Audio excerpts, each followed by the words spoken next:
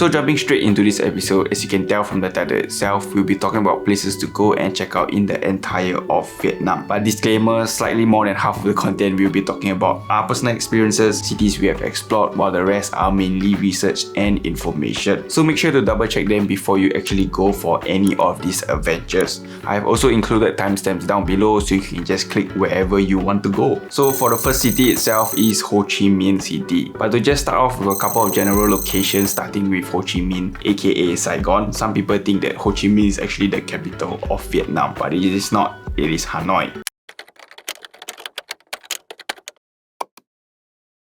But Ho Chi Minh is a very modern city with lots of nightlife, which is a thing you would want to do when you are there. Food-wise, do take note there are differences in terms of the types of food and flavour of food from the northern to the southern part of Vietnam. It will really take an entire video to explain the differences, but the main difference of the northern and southern, according to Rose, is that southern food is actually sweeter compared to the north. The airport is also located in the city itself, so getting to your hotel will be extremely easy. And in terms of accommodation, the best area to stay is actually District 1. And for Ho Chi Minh itself, it's not really an extremely adventurous city, so if you want nature, Ho Chi Minh might not be the city for you. If you are there for the first time, there are a couple of places to visit, but you will run out of them within 3 to 4 days. So here are a list of places that Ho Chi Minh is famous for, some places that we went and some we did not. Spot number 1, first off, is Củ Chi Tunnels. It is an iconic attraction in this city as it is part of extensive underground network that was used by the Vietnamese as hideaways during various wars. And what is special about this tunnel is that it was handcrafted. I remember when I was serving my national service 6 years ago, digging my shell scrape. It was super tiring and I swear I was about to die. And we were only digging at the depth of body. So to dig a tunnel to fit an actual human with routes below, wow. We have not personally been there, but I hope we can this year. Unfortunately, it is not a free visit. You actually have to pay a price for it.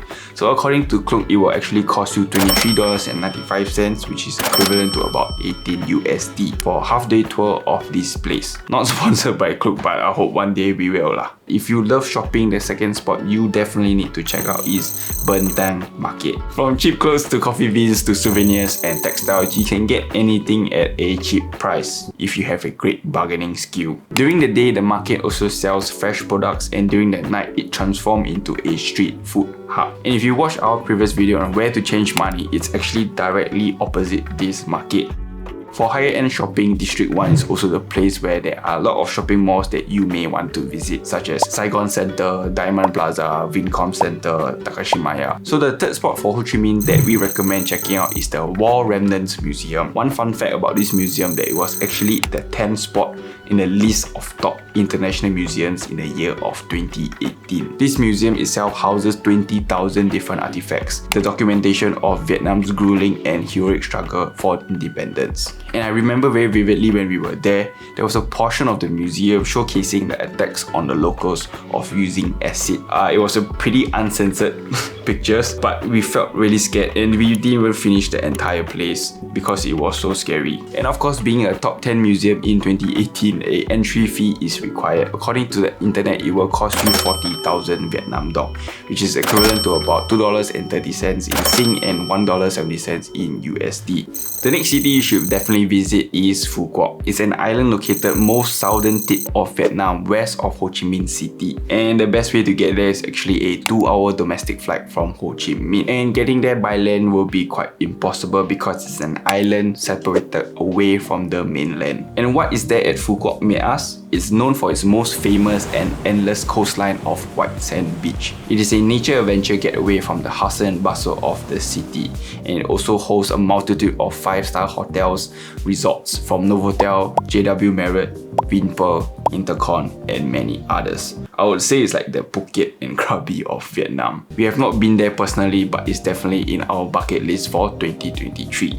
So this next city is very hard for me to pronounce, but here is Rose pronouncing it. Mui Ne.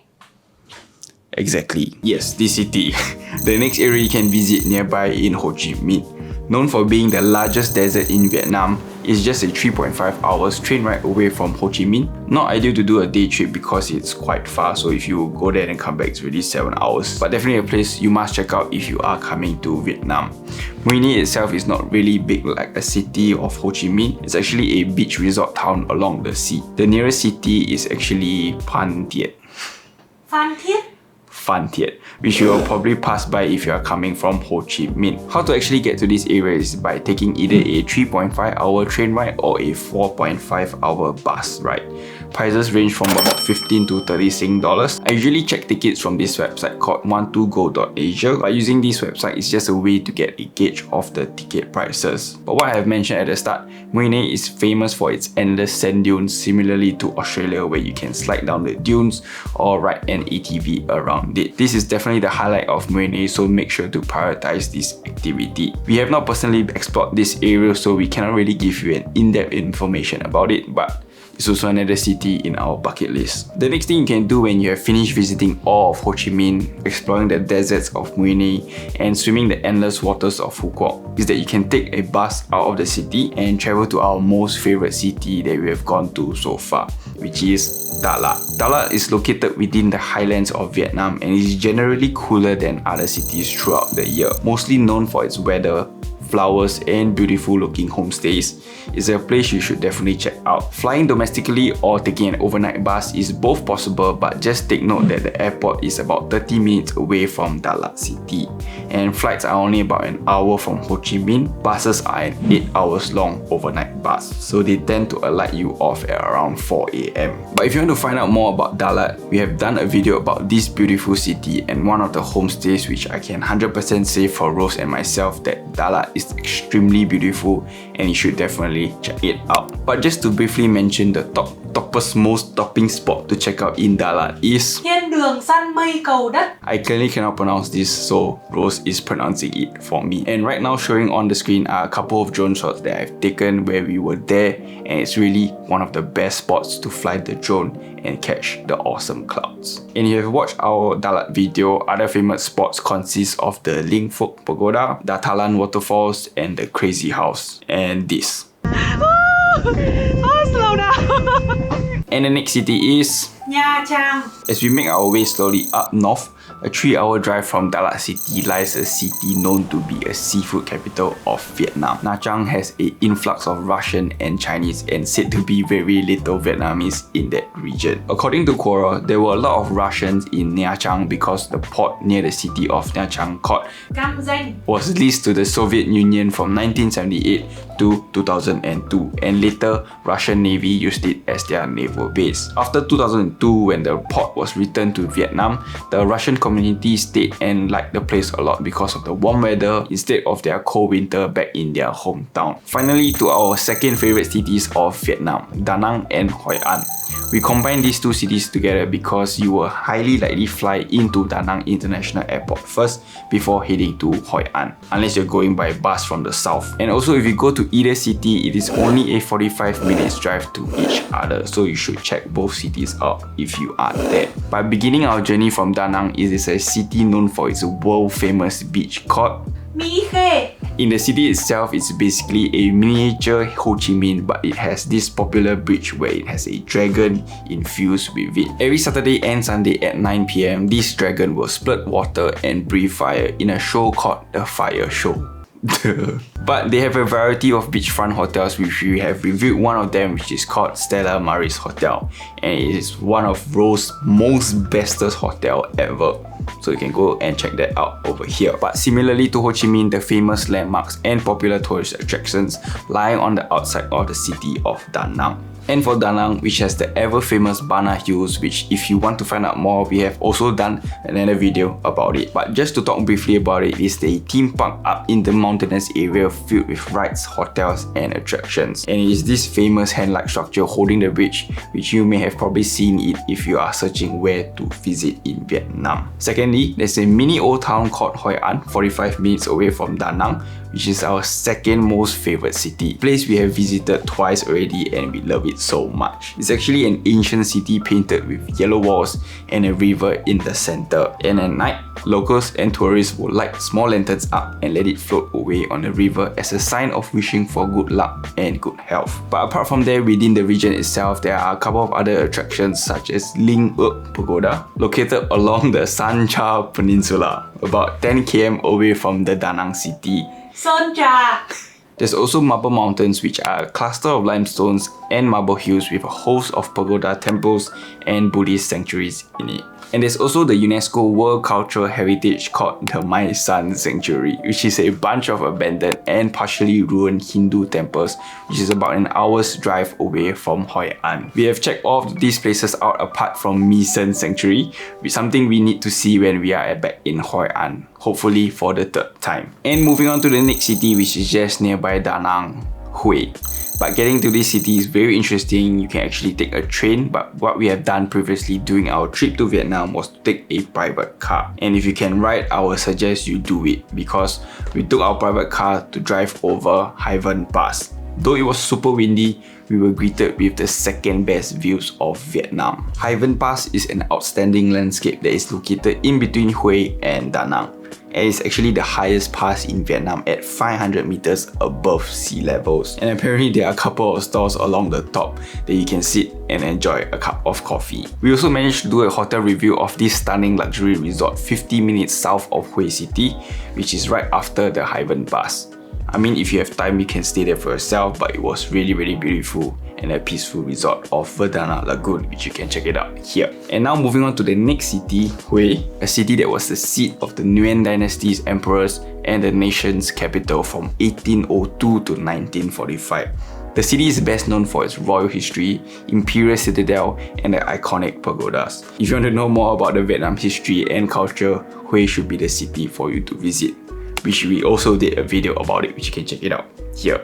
Apart from coming the same way as us from Da Nang, you can actually take a domestic flight from either Hanoi or Ho Chi Minh. Trains are also available via the railway, which will alight you just outside the imperial city area. So after visiting Hue, the next place you can visit is Doong Caves. It's considered to be the largest cave in the entire world. In 2009, the cave was officially surveyed and measured by the British Vietnam Cave Expedition Team, the expedition team that announced it as the world's largest natural cave. And in 2013, the Guinness World Records organization recorded it as the world's largest natural cave. The cave itself has a total length of nearly 9 kilometers and the volume is 38.5 million cubic meters. To put it into perspective, one Olympic-sized lap pool is 2,500 meter cube, and the cave consists of 15,400 Olympic-sized lap pools, which is super huge. This cave is actually located in the middle of Hue and the city of Vinh, so if you're coming from Hue,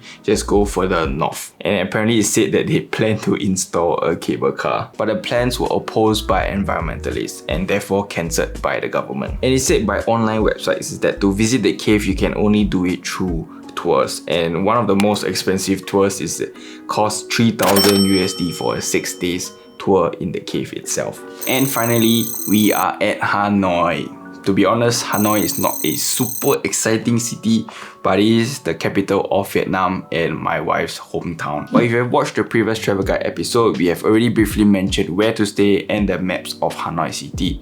So now we're just going to mainly talk about the attractions, and the first one is Hao Lo Prison Museum. Hỏa Lo. Basically, this prison museum houses the American prisoner of war during the Vietnam War. Before that, it was used to incarcerate Vietnamese revolutionaries by the French government. Present time, the museum showcases galleries telling the gruesome tales of the inmates. Second spot I would recommend to check out is the Ho Chi Minh Mausoleum. Yes, Ho Chi Minh in Hanoi, but it's basically the tomb of the President Ho Chi Minh, aka Uncle Ho. The embalmed body of President Ho Chi Minh is preserved in the cooler central hall of the mausoleum, which is actually protected by the military honor guard. But it's not much, but the architecture of the entire tomb and the vast space around the area makes it feel very majestic.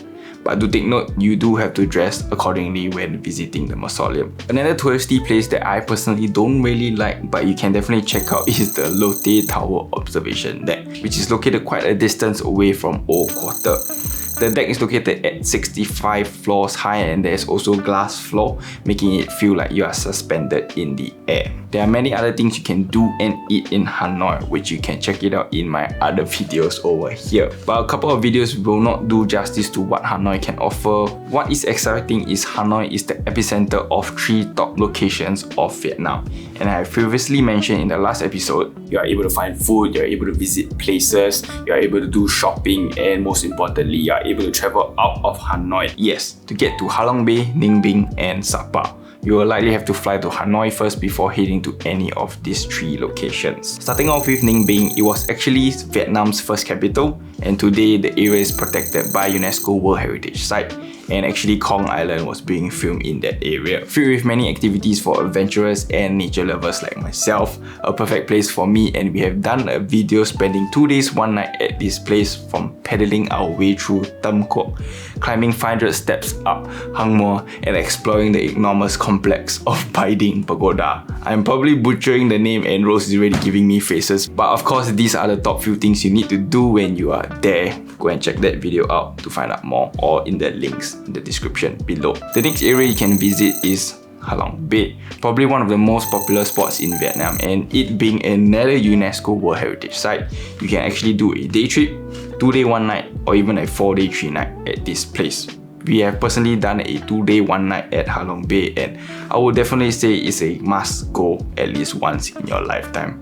Maybe not the second. If you have a drone, that would be a very big bonus, because having the drone will get you a super picturesque and beautiful image and view of Ha Long Bay. A day trip is doable but not really recommended because it's a 3-hour drive one way from Hanoi to the dock. So the commute alone will already take you 6 hours. So definitely book a 2 day 1 night to have the full experience of Ha Long Bay and sleeping on the cruise. The third and last spot is probably really popular, which is Sapa, an area that I'm dying to go, but my wife doesn't. So yes, we have not personally went there, so everything we are going to talk about are purely research or advice from friends. Sapa is the most northern area of Vietnam, and it has Vietnam's highest mountain of 3,143 meters above sea level, called Mount Phan Xipan. Something they did which I did not really appreciate was that they actually installed a cable car. But apart from the highest mountain, Sapa houses the ethnic tribes of Vietnam, decked out in traditional clothes, interesting food. Trekking through the villages and rice terraces of Sapa is probably the best thing to do there. Overnight treks are also doable as you wander through the waterfalls.